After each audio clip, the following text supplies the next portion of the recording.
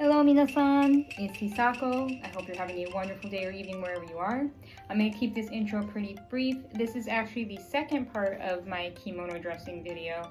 So if you look further back, or the video before this one, you'll see the first part talks about how to put on the kimono. This video is going to focus on just the obi part. So I wanted to do it in two parts because it is a process and these videos are already a little bit lengthy since I wanted to take the time to carefully explain the process while showing you how to put things on, since it's important because it is a process and it is a little difficult. So I wanted to make sure I really took my time with that to make it easy to understand and follow along and very user friendly. So I've broken it up into two parts. So this part is going to focus on the obi and the tools that you will need to do that as well. So yeah, with that, let's jump into the obi part. Again, if you have any comments or questions, please be sure to let me know in the comments below and I will answer them. But yeah, let's get started on that obi. Welcome back to the second part of my kimono tutorial, which is the Otaiko style Musubi obi. So I will show you some parts that you need to get started with the obi, just like I talked about in the previous video. But just to go over those items again before we get started, you're going to need your 2 kimono clips. You'll need 2 of them. You'll also need this extra close shihimo. This is going to be a temporary belt we're going to use to secure stuff and then remove it later. We'll also need our obi makura pillow.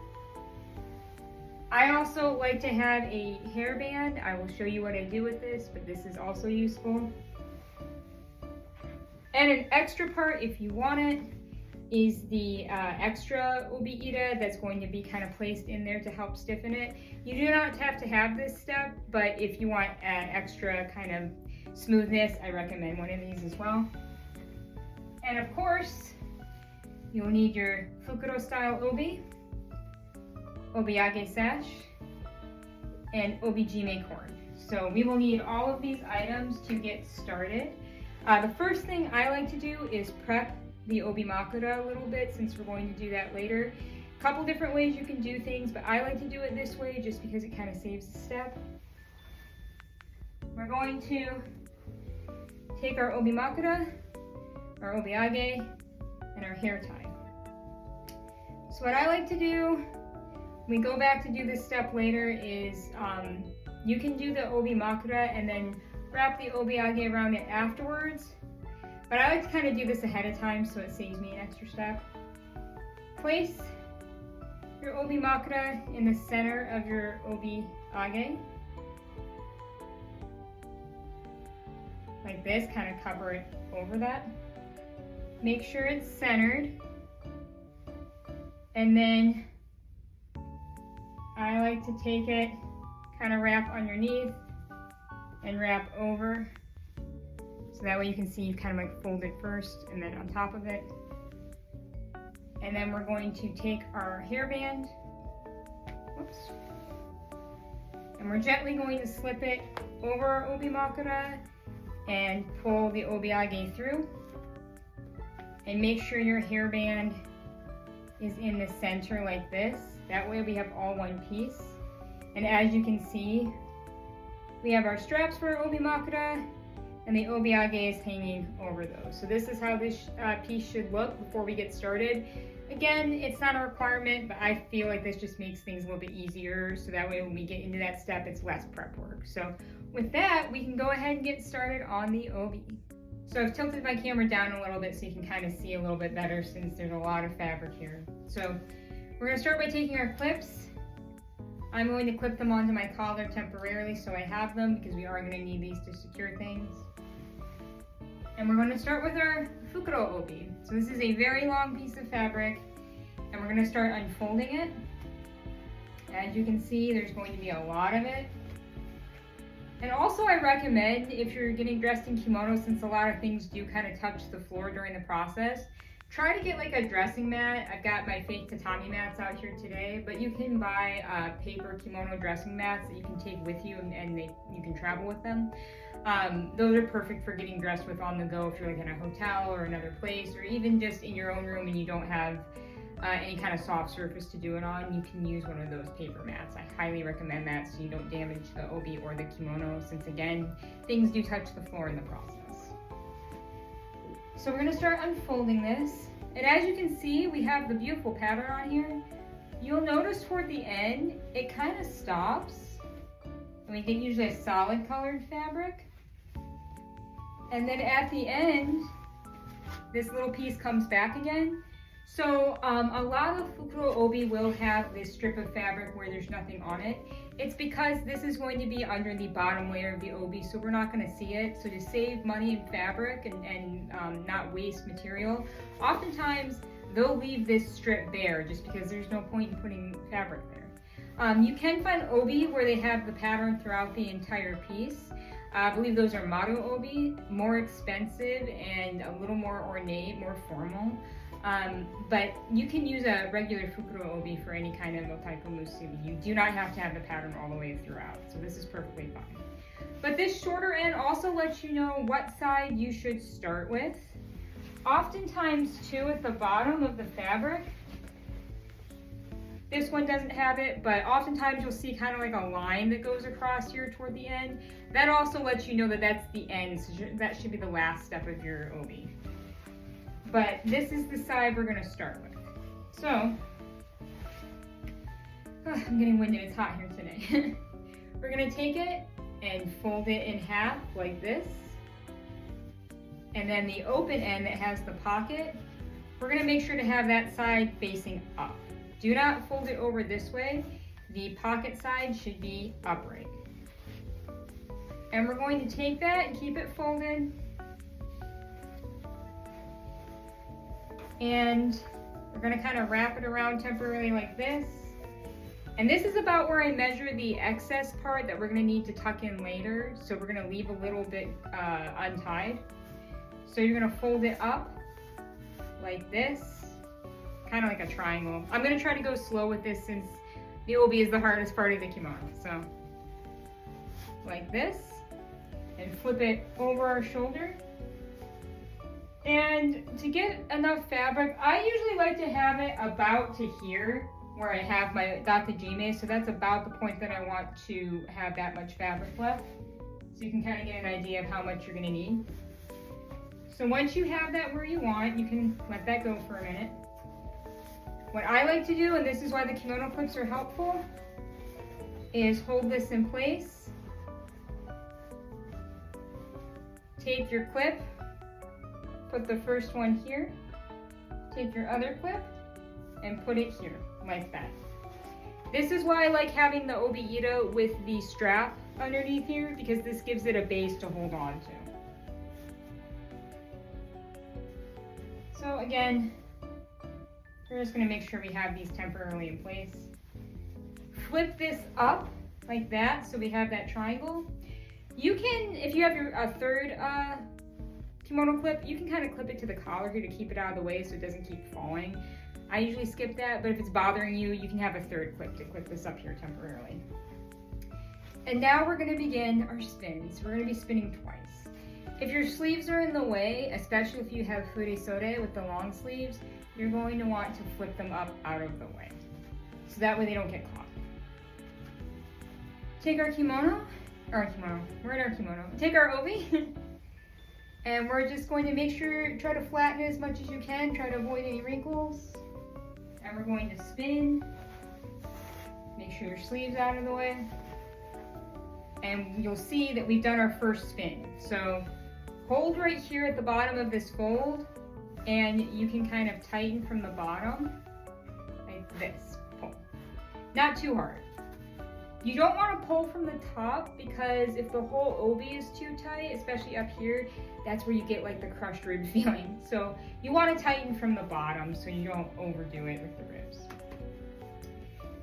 And then fold over like this. Make sure you get any of those folds out. And then leave this clip in. I like to leave this one in. Take the one that's on your right, undo it. Don't let go. And then from there, find where that like fold is underneath here, because you don't want to lose the fabric. In the center, take this, clip right here. That way, this saves your progress so it doesn't come undone. So make sure you clip it in the middle so it's got all the layers. And again, try to keep this out of the way if you can. We're gonna do our second spin. So same thing as before. We're going to turn, adjust, get your sleeve out of the way. And now we have our second one. Grab your obi kind of at the bottom. You don't want to let go again. Undo your clip temporarily. Put your finger underneath so you can feel where that triangle is, like where the fabric kind of stops, where you folded it up. Hold there, and from the bottom part on your obi, while holding this in place, pull. You want to tighten from the bottom. And again, you don't need to tie it so tight that you can't breathe, but you do want it a little snug. If it's too loose, it'll come undone. And then once you have that, fold back over like this. Take your elbow, kind of hold it out of the way. Take your clip and again, put it in the center like this so we don't lose our progress. It holds everything in place. At this point, you can let the extra piece fall. We're gonna take our other clip out. And then what I'm gonna do is kind of move it toward the center just a little bit. Take it and fold it over like this so it folds out of the way. We're going to come around the back here. Fold it around the back. And we're gonna take our extra clip. We're going to temporarily clip this right here. So that way it stays out of the way. We're going to remove that later, but you do want to clip that out of the way for the time being since we're going to come back for it. So now we're going to work on actually forming the musubi, or the knot in the back with the excess fabric. So as you can see, there's a lot of fabric here, so we're going to start folding this up. You'll notice there's kind of like some wrinkles and stuff here. We're going to go a little bit past where you see where it's naturally forming kind of this triangle here. We're going to go just past that a little bit, so we have a little kind of hanging underneath here. You don't want too much, but just enough so it straightens out. So we are going to leave a little bit of the fabric here. And then what you can do is either take a stretchy band or, oh, there it is, a koshihimo, whichever you have. If you have the elastic band, it's a little easier. But I'm going to use this extra koshihimo I have. And we're just going to come in underneath while, again, as you can see, holding this with all of the excess fabric that we have underneath here. We're going to smooth that out later.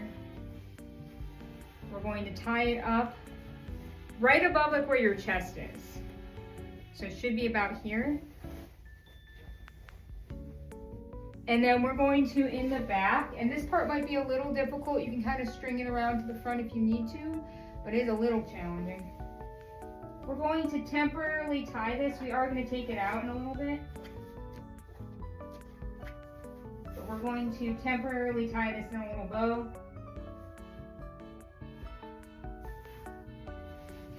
Just so we can keep this held up for a minute.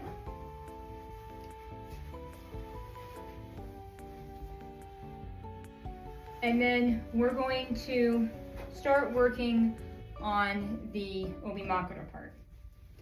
So pull out your obimakura that we already put the obiage on. And you'll notice with the obimakura, it's kind of curved a little bit, like a half moon shape. Make sure the U-shaped part, this is on the bottom, and the top part, this is on the top, if you can kind of see. So the hill should be on the top, the valley should be on the bottom. We're going to take this, and at the bottom here, we're going to kind of measure out where to put our obimakura. So we're going to kind of fold it on top here. And we want to have about a full square worth of excess fabric. The way I measure that is I take this, oops, kind of tuck this out of the way for a minute. Kind of take the corner and fold it in a triangle like this. And if you look on the other side, this line that forms here, this should tell you about where your obimakura should be. So it kind of gives you a guide. I usually do this part kind of on the floor because it makes it a bit easier, which is why I like to have the dressing mat. But if you don't, that's fine. Again, make sure the hill part is facing toward you.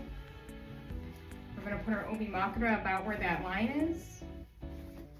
So we have it like this. And we're going to take the fabric from the other side. We're going to fold it over the obi-makara. Just like this, so we bring it all the way up. So that right now what you're seeing is this nice fabric. And underneath, you'll see this is where it should be about with that square length, and then you've got all that excess underneath. We're gonna fix that in a minute. But what we're gonna do now, leave this hang over it, so you should have this like fold, double fold here. And we're going to take this, and you can, if you want, tie the whole thing out of the way. I usually do, but if not, you can just tie the straps, it's fine.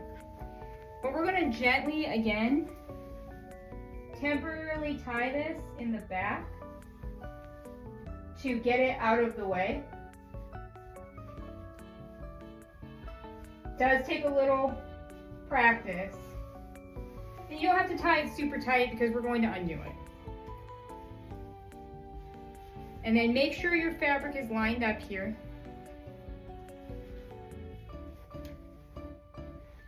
And then what we're going to do underneath is fold this side of the way, fold this up, and we're going to take this and kind of fold it upwards a little bit, because this is going to actually help kind of pad the obi-makara up a little more and also kind of get this out of the way. Let that first part fall so you can see your obi-makara here. Let the second part fall. And now we can undo that temporary belt that we did before, the koshihimo. So find where that is, gently untie it, because we don't need it anymore. Be careful not to undo the obiage part. Gently pull out. Like that. And now we're going to take this, fold it up underneath itself like this. See what I'm saying? Fold it up underneath itself like this. Don't let go of this, kind of hold on to this for a minute. And we want it so that just a little bit of that flap at the bottom from here is hanging out. Like this. I'm kind of holding it here with my hand, as you can see. So we've got that nice fold. We're going to take our koshihimo and do another temporary knot. So we're going to string it through here where my hand is. Make sure it's not underneath here. Make sure it's on top of this. Grab it with your hand. Pull it through. And then kind of find the bottom here and pull. And then again, we're just going to do a temporary knot in the back. Like that. We will undo this at the end because we don't need this part all the time. So it should be like that. And you can kind of take this time to sort of adjust things really quick if you need to. So it should look like this. And now, you remember where we did that clip from earlier? We're gonna undo both clips. We have two of them. So the first one, remember how we have it underneath here? Go ahead and take that out now. Make sure you take that out because I've definitely forgotten and it will make it hard to turn the obi around later if you do not remove this. So remove that now. You won't need it again. Go ahead. Remove the second clip so that extra piece is now free. Go ahead and set your clip aside. You won't need that again. And now we're going to take this, and as you can see, we're going to be folding it underneath here. So go ahead, get your datsujime ready, not datsujime, obijime. Get your obijime ready. We're going to need that in a minute. So you want to make sure again, because you can see where this fold is, where my hand is, You want to make sure it's between these two folds. Make sure this is flattened. Take this and we're going to put it in right across that first fold. So it should be flattened underneath like that.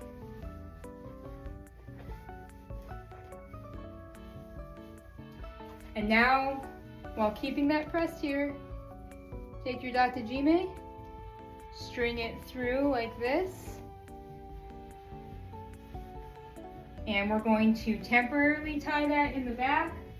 We're going to undo this later to do a nice knot, but for now, we're just going to go ahead and tie it out of the way. Be careful not to get it tied up in the obiage. I know it's hard because there's a lot going on back there, but try to not get it caught up like that, because we're going to come back for it. We can also undo that temporary belt now. We don't need that anymore. So we can gently pull it out and set that aside. And as you can see, this is basically what our Otaiko is going to look like before we turn it around. This is the easiest way I find to do the Otaiko Musubi, or most Musubi I do. It's very hard to reach around and do it in the back, so I usually do them in the front, and then we're going to turn it. That way it makes it a little easier. For people who are a little more skilled, you can definitely do it from the back, but I find this technique easier, especially if you're first starting out, because it's easier to see what you're doing. So I like to do it from the front and turn it. So now we're going to focus on turning the OB and then work on the finishing parts at the end. All right, so now we're ready to turn the OB around. So we're going to turn it to our right, because if you can see where the collar is, you see how that left one overlaps the right side? We want to go in the direction of the collar. If you go the other way, it's going to start causing this to open up and kind of make it a little more loose. So we want to do it in the direction of the collar. So to our right, we're going to make sure that we tuck our fingers in and try to grab like the entire thing. You'll feel all the fabric. You'll kind of feel, you can hear it a little bit. You hear where my finger's scratching up? That's the obi-ita, the hard board, the pink one that I showed you. If you feel that, you want to make sure that that's underneath. So don't grab that part, but put your finger in between. So do not grab the obi-ita, grab the rest of the fabric.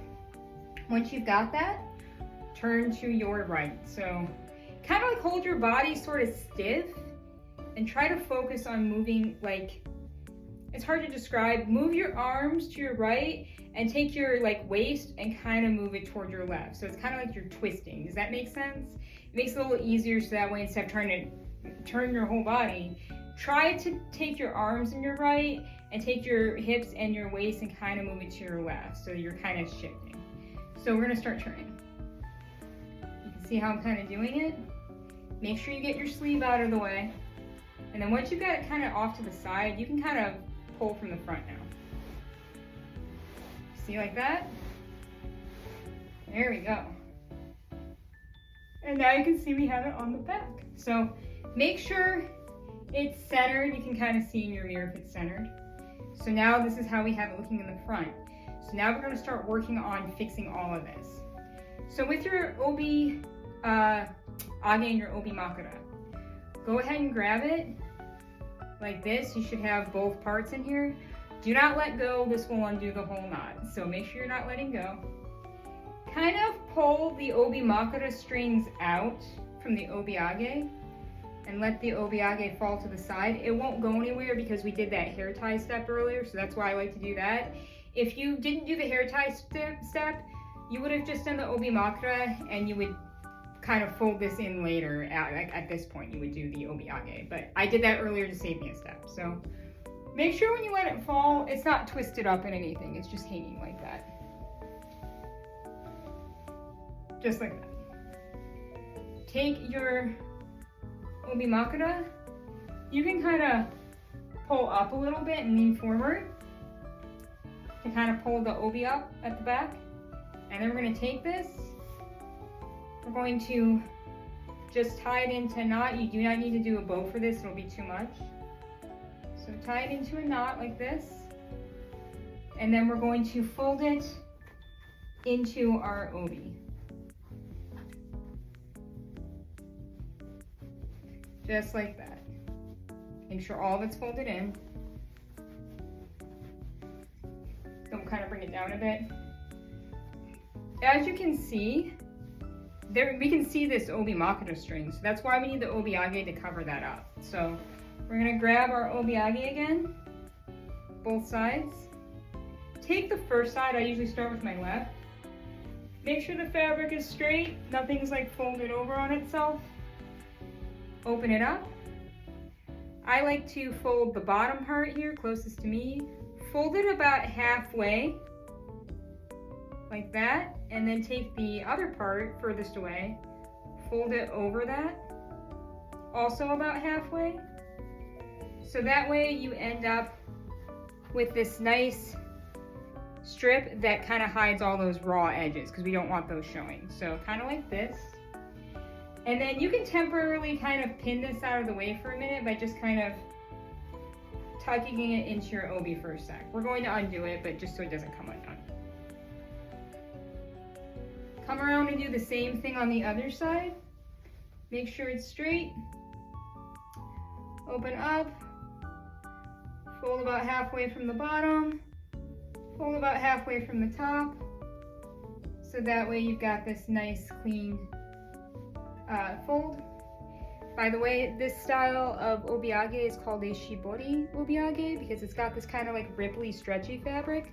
Most obiage are more like just a long rectangle sheet of silk, and they're very fine and silky and they lay a bit flatter. I find shibori obiage to be a bit more user-friendly, especially if you're new. They're thinner, like in terms of it's not as wide of a piece of fabric. So I prefer to use these personally. I like a little bit of that kind of puffy appearance. But if you want something a bit more flat and a bit more elegant, you can do a traditional obiage, which would be just the longer rectangle of fabric. But the same concept applies with the folding it like this. You would still do the same. So you can take this out now. Don't let it go entirely. We're going to take it and cross over and tie it like this so that you have kind of like, or we're gonna pull it on top of each other. And then I'm going to take this top part, fold it, oops, let me fix the fold there. Okay. Fold it like this underneath so you now have your hands or your fingers in this hole. Take this part from your right side, loop it, hold over here, loop it through that hole where your fingers are. Like that.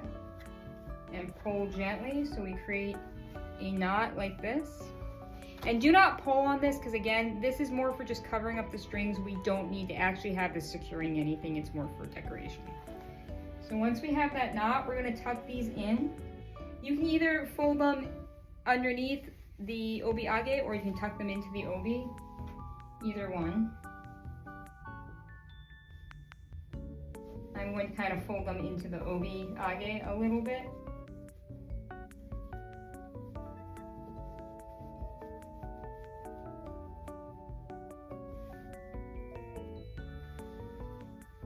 I'm going to do this one a little bit so it's a little tidier.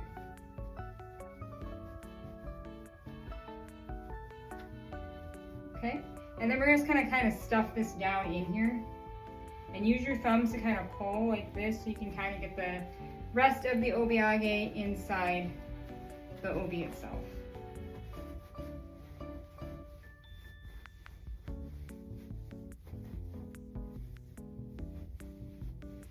And depending on your preference, I see some people where they have a lot of the obiage showing, or some people where they have a lot of it pushed down where they don't want to show a lot of it. It's just preference. I like to actually have a little bit popping up for me, but everybody's different, so it depends on how much you want. So we should have it about like this. This isn't my tidiest effort, so please bear with me. But that gives you a rough idea of how the obiage should be. And now we're going to do the obijime, which is the last part. So before we do the obijime, this is where you can add that extra obi-ita if you want, because I do have a little bit of wrinkling here. So you don't have to do this step, but if you want, this is why we have the open part at the top, because we're going to slide this in. take that first layer that you see here, because you'll see there's multiple layers. Take the very first layer, kind of tuck it in like this until you feel it hit the bottom. And we're just going to kind of slide it in like that.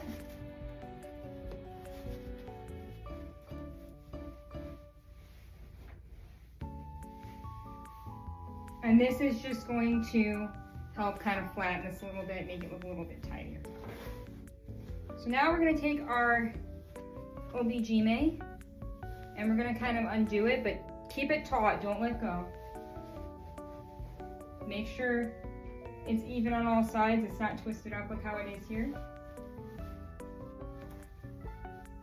Make sure it's even, and we're going to tie the knot. So fold over like you would normally tie a knot.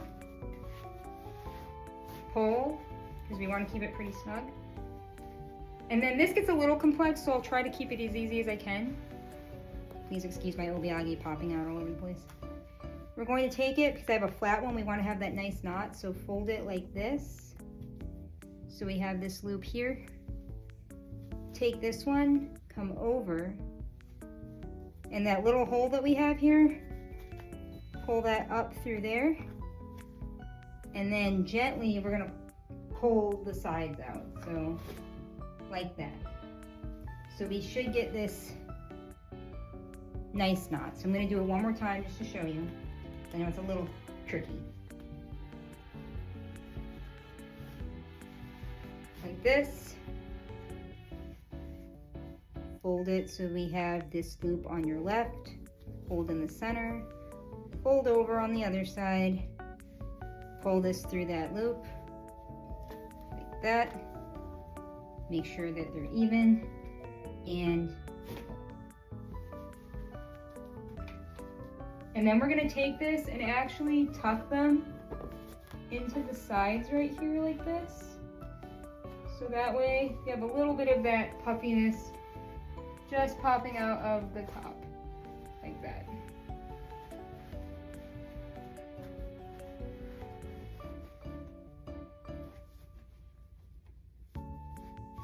And then just kind of adjust everything a little bit.